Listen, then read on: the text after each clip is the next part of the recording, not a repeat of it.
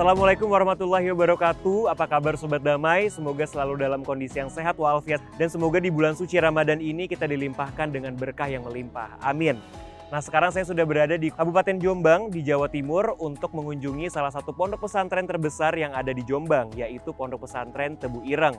Di sana rencananya saya akan buka puasa bersama, sholat tarawih bersama, dan juga mengulik lebih lanjut tentang Pondok Pesantren Tebu Ireng. Nah, mumpung waktu masih jam 1 siang, saya masih ada waktu untuk mengelilingi seputar Kabupaten Jombang. Untuk itu, ikuti keseruan saya selama ada di Jombang, Jawa Timur.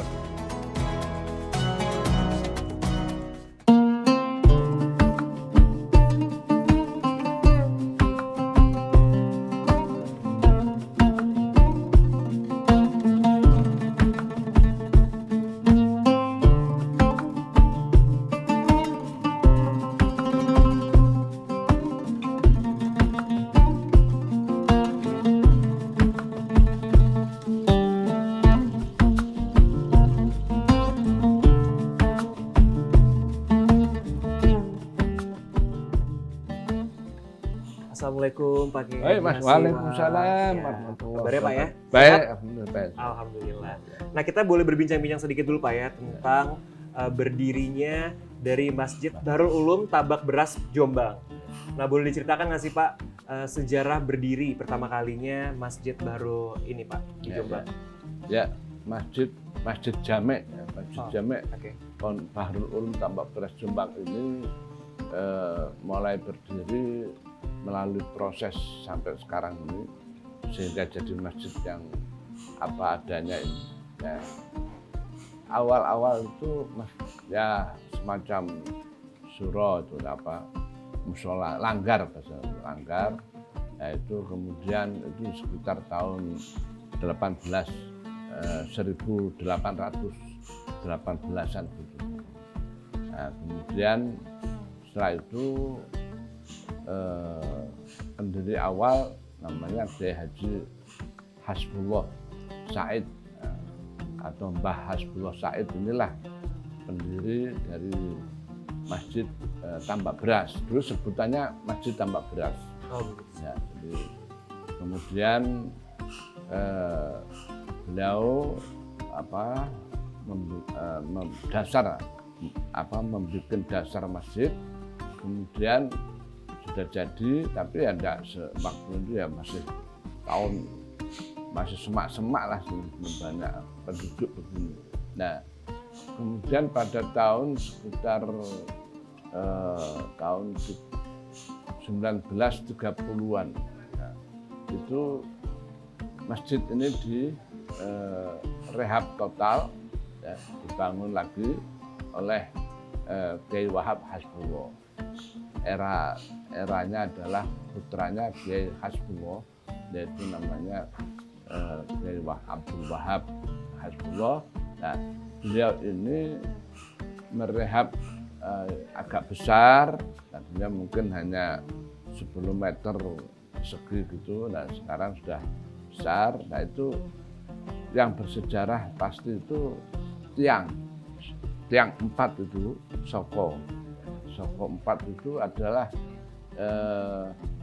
bekas pendopo kabupaten atau pemerintahan zaman Belanda dulu.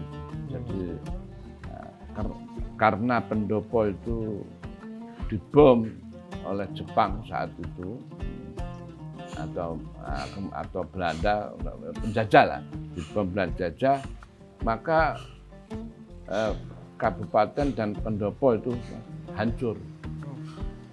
Setelah itu karena sudah berapa tahun itu ada sayembara lah, semacam sayembara. Siapa yang bisa ambil 4 Soko itu silakan.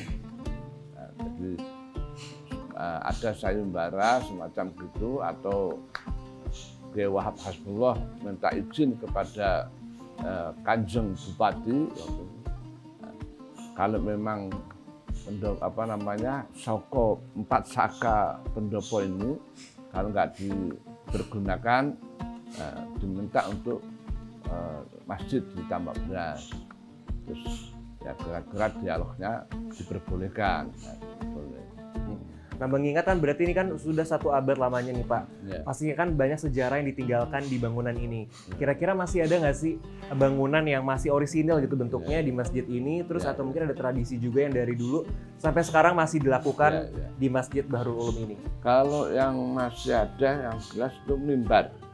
Mimbar untuk khutbah itu masih asli dan masih kuno. Terus kemudian ya tiang itu termasuk kuno tiangnya. Terus kemudian ya termasuk menara dan bangunan semua ini ada perubahan ya begini nih, cuma direhab, dipercantik begitulah. Menara ini adalah bersejarah. Ini tanpa besi, tanpa dan bata aja. Jadi batanya besar-besar. Jadi ini ya sebelum kemerdekaan juga. Sebelum juga ya. Jadi saya pikir dan di situ ada huruf namanya ro mem. Jadi itu maksudnya ketika itu Pak Kiai Wahab dan saudaranya Kiai Hamid bikin menara itu itu hurriyah, kemerdekaan, taman itu maksudnya sampurna. Jadi kemerdekaan sampurna. Itu bikin menara itu ingin supaya merdeka Indonesia ini. Memiliki keinginan untuk kita Indonesia itu merdeka gitu sempurna, secara sempurna. Baik Sobat Damai, itulah tadi cerita dibalik dari sejarah berdirinya dan juga tradisi yang masih terus selalu dilestarikan oleh Masjid Bahrul Ulum di Tabak Beras, Jombang. Saya ucapkan terima kasih banyak Bapak atas waktunya. Terima kasih banyak. Ya, sama. Ya.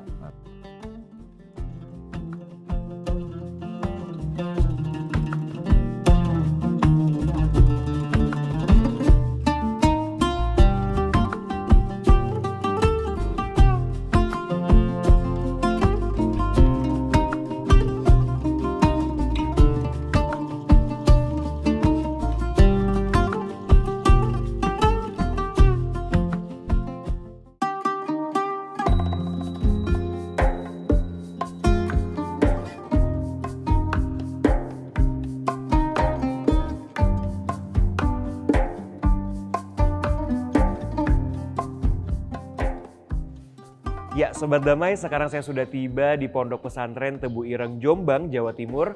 Dan saya di sini sudah janjian juga dengan Kepala Pondok Pesantren Putra dari Tebu Ireng ini, yaitu Bapak Slamet Habib. Assalamualaikum Pak. Waalaikumsalam.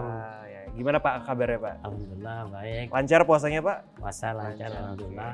Nah, mumpung saya udah berada di Tebu Ireng juga nih Pak, boleh Pak ya temenin saya untuk kelilingi seputar pondok pesantren ini dan juga mengulik sejarahnya lebih lanjut lagi Pak? Boleh silakan. Nah, seperti sekarang ini kita kan sudah ada di masjidnya Pak ya? Ya, di Masjid Pondok Pesantren Tebu Nah, Ireng. boleh diceritakan nggak sih Pak aktivitas apa aja nih biasanya yang dilakukan para santri di masjid ini? Ya, jadi gini, masjid ini kan didirikan oleh Syekh Hasyim Asy'ari. Oke. Itu. Nah, pada tahun 2007 itu direnovasi oleh Kiai Salahuddin Wahid. Gitu. Jadi sekarang seperti ini bagus, tapi yang di dalam tuh masih tetap ori seperti awal didirikan oleh Syekh Hasyim Asy'ari. Untuk kegiatannya di sini untuk sholat berjamaah ya, maghrib, isya, subuh.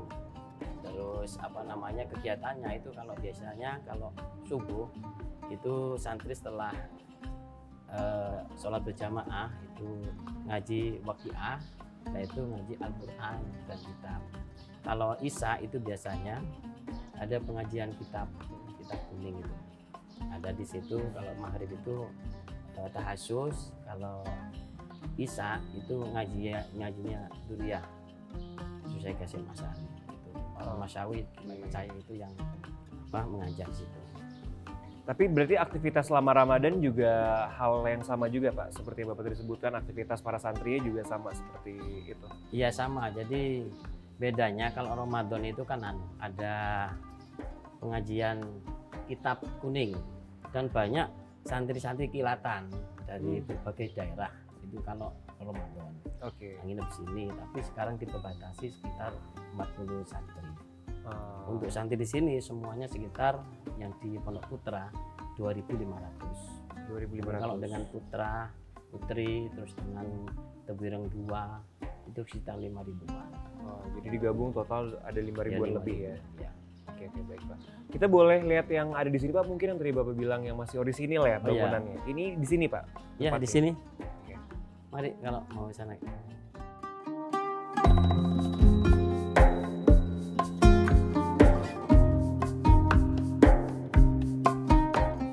Nah kalau selain tempat ini kita bisa ke tempat lainnya Pak, mungkin ke makam yang tadi Bapak sebutkan tadi. Oh iya, makam mungkin di situ monggo. Oke, Kalau mari mau kita ke ke situ makam. Pak ya. Mari. Siap.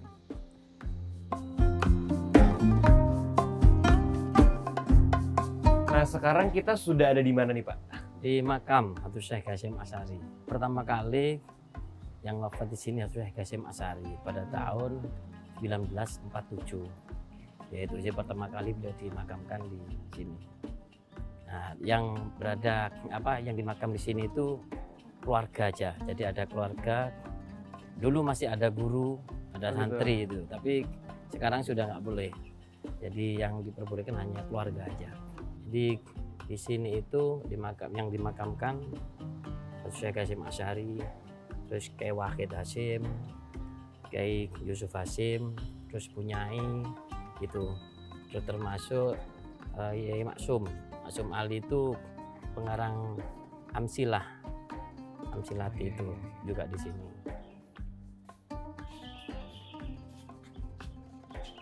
Nah, jadi ini Pak makamnya Pak ya? Ya, ini makamnya keluarga ya. Jadi di sini itu ada makam pahlawan. Pertama itu Habib Syekh Hasyim Asy'ari ini, Habib Syekh Hasyim Asy'ari itu Punyai.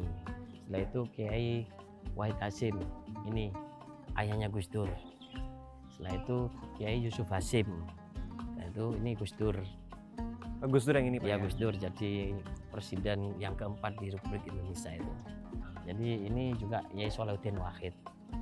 Terakhir kemarin Punyai Lili Wahid, adiknya Gus Dur itu juga dimakamkan di sini. Jadi ini khusus makamnya keluarga Duriyah Habib Syekh Hasyim Asy'ari, khusus jadi seperti itu.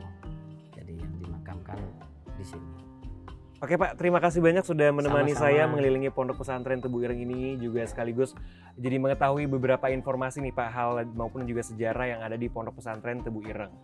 Terima kasih Pak. Sama-sama. Saya kebetulan tadi juga sudah janji dengan salah satu Bapak Mudir di sini. Ya. Aja Lukman Ya. Hakim. Betul sekali. Jadi untuk itu saya mau ucapkan terima kasih banyak atas waktunya. Ya, sama-sama. Sampai bertemu di lain waktu Pak ya. Amin ya. Selamat. Mari Pak, Baik. kita ke situ lagi.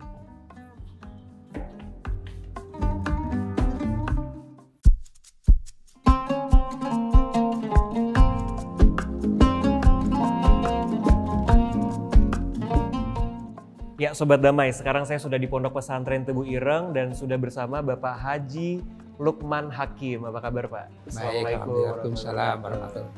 Nah iya, kita di sini nih pengen nanya-nanya nih Pak terkait Pondok Pesantren Tebu Ireng.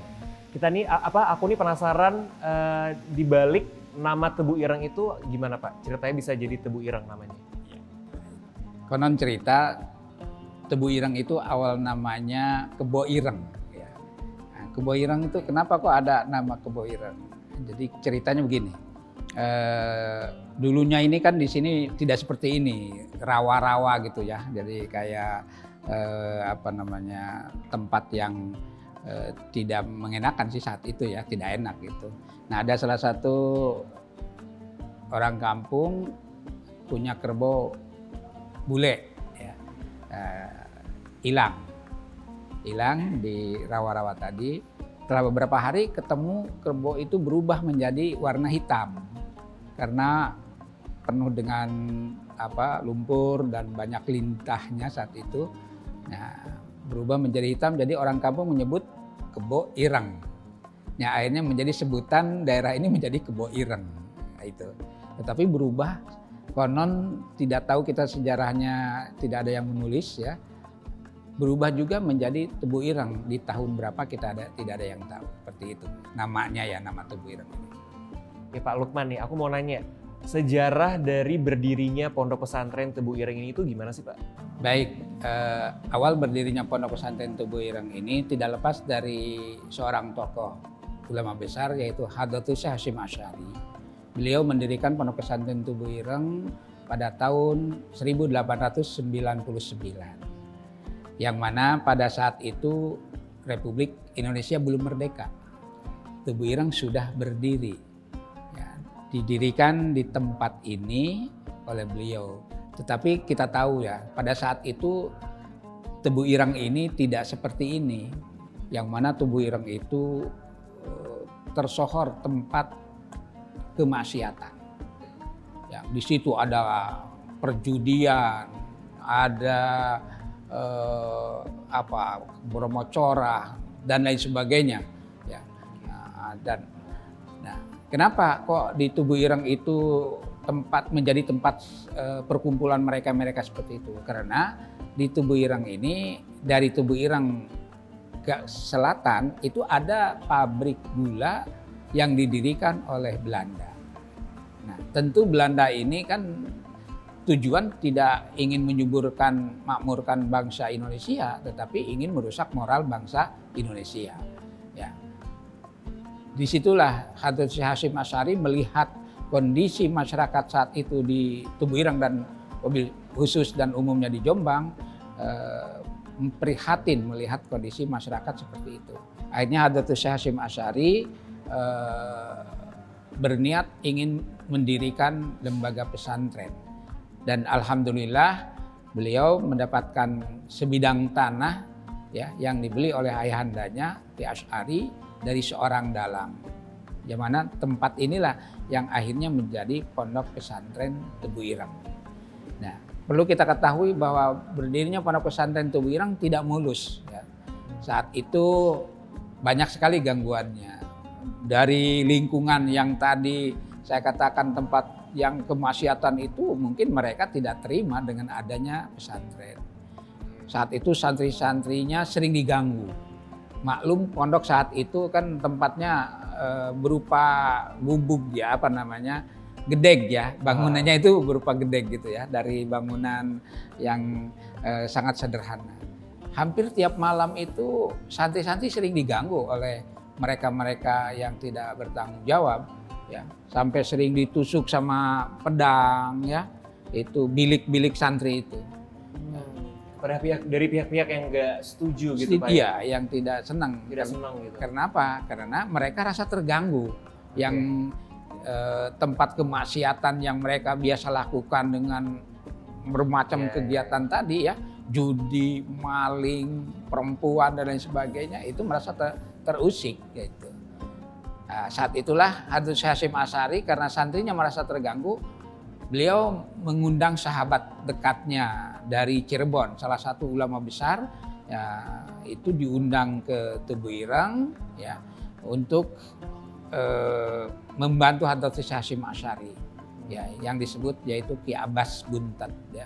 Nah, itu datang ke Tebu Ireng, akhirnya Ki Abbas memberikan suatu penguatan keilmuan kanuragan kepada santri-santri Hadratus Syekh Hasyim Asy'ari.